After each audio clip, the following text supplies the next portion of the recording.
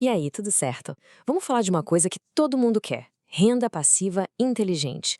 A gente vai ver passo a passo como pegar os dividendos dos fundos imobiliários, os famosos FIs, e transformar isso numa verdadeira máquina de acelerar o patrimônio. O papo aqui é prático, sem enrolação, para começar a fazer hoje mesmo. Olha só o nosso caminho de hoje. A gente vai começar pelo básico. O que são os FIs, né? Depois, vamos entender a mágica por trás dos juros compostos. Daí, a gente entra na parte prática, o passo a passo da estratégia de reinvestimento. Em seguida, vamos dar uma olhada no futuro, no caminho para a renda passiva. E, para fechar com chave de ouro, vamos falar dos erros mais comuns dos quais a gente precisa fugir. Beleza, então vamos lá. Para construir qualquer coisa que dure, o alicerce tem que ser forte, certo? No mundo dos investimentos não é diferente. E a nossa fundação aqui começa com o básico do básico. Então, o que é um fundo imobiliário? Imagina só, poder ser dono de um pedacinho de um shopping, de um prédio de escritório gigante ou de um galpão logístico sem precisar ter milhões na conta. É isso que os FIs fazem. Eles juntam o dinheiro de um monte de gente para investir nesses imóveis enormes. E o melhor, todo mundo recebe uma parte do aluguel. E se a gente colocar lado a lado um imóvel físico e um FI, a diferença é gritante. Pensa no apartamento para alugar. Tem IPTU, tem reforma, dor de cabeça com o inquilino, e se precisar vender rápido, é complicado. Agora, com os FIs, dá para começar com pouco, vender quando quiser na bolsa e com um clique já se está investindo em vários imóveis ao mesmo tempo. A praticidade é outra, né? Tá, mas e a grana? Como entra? Basicamente de duas maneiras. A primeira, que é o nosso foco aqui, são os dividendos. É como se fosse o aluguel caindo na conta todo santo mês. E a cereja do bolo é isento de imposto de renda para a pessoa física. A segunda forma é a valorização da cota. Simples. Comprar mais barato e vender mais caro. Beleza, agora a gente chega no coração da coisa toda. O motor que vai fazer o patrimônio crescer de verdade. Vamos entender como reinvestir esses dividendos aciona o poder absurdo dos juros compostos. Esse é o verdadeiro segredo. Olha essa pergunta na tela. R$ 50 mil virando mais de 156 mil em 10 anos. Parece bom demais para ser verdade? Pois é, mas não tem truque. É matemática pura, misturada com uma boa dose de disciplina. Vamos ver como isso acontece na prática. E olha aí, os números não mentem. Na primeira linha, sem reinvestir. O que acontece? Os dividendos entram, são gastos, e o patrimônio inicial continua lá, paradinho. Agora, olha a segunda linha. A mágica do reinvestimento. Os ganhos mais do que dobram. O patrimônio final triplica. É uma diferença brutal. E o único segredo foi colocar o dinheiro para trabalhar de novo. Essa imagem ilustra perfeitamente o conceito. É o famoso efeito bola de neve. Cada dividendo que se reinveste é um pouquinho mais de neve que se adiciona na bola. Essa bola, agora maior, rolando morro abaixo, pega mais neve ainda.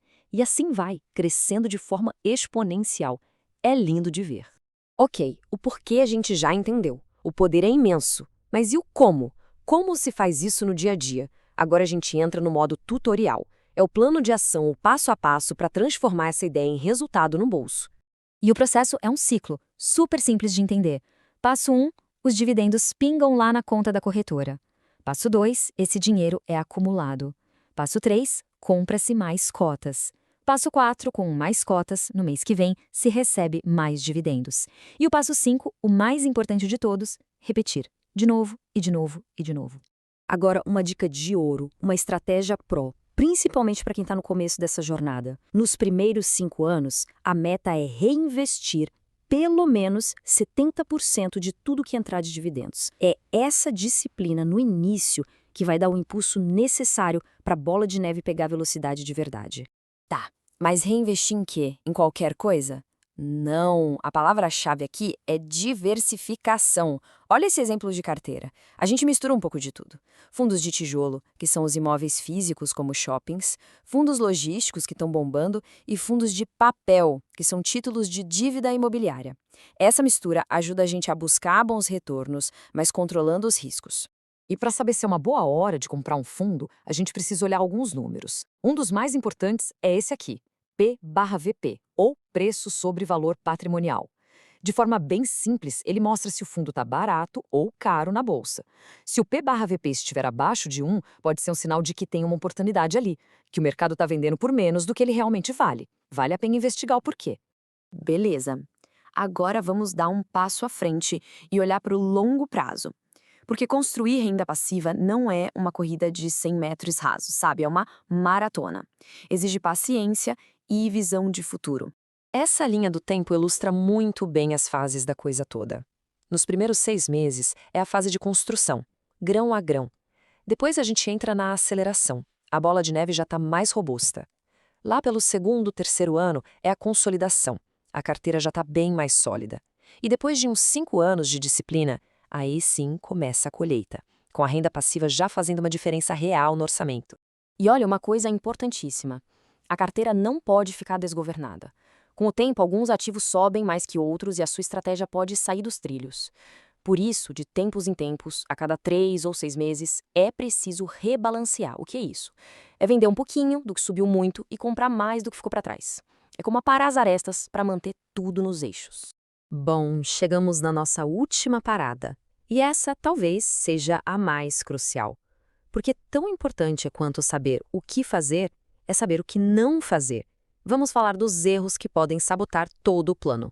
Erro número 1, clássico. Comprar o que tá na modinha. Viu todo mundo falando de um fundo no grupo, na rede social e foi lá e comprou? Cuidado. Geralmente, quando chega nesse ponto, já está caro. A lição é: faça a própria análise. Erro número 2, fatal. Tomar decisão no pânico. A bolsa caiu, bateu desespero e vendeu tudo? Ou o mercado está eufórico e saiu comprando sem critério? Essas são as duas formas mais rápidas de perder dinheiro. Quem tem sucesso nisso, mantém a calma e entende que crises podem ser, na verdade, grandes oportunidades de compra. Terceiro, falta de diversificação. Aquela ideia de vou apostar tudo nesse fundo aqui que é o melhor. É um risco gigantesco e desnecessário. Se aquele fundo ou aquele setor tiver um problema, o prejuízo pode ser enorme. A recomendação é ter pelo menos uns 8 a 12 fundos diferentes na carteira para dormir com mais tranquilidade. Erro número 4, investir às cegas.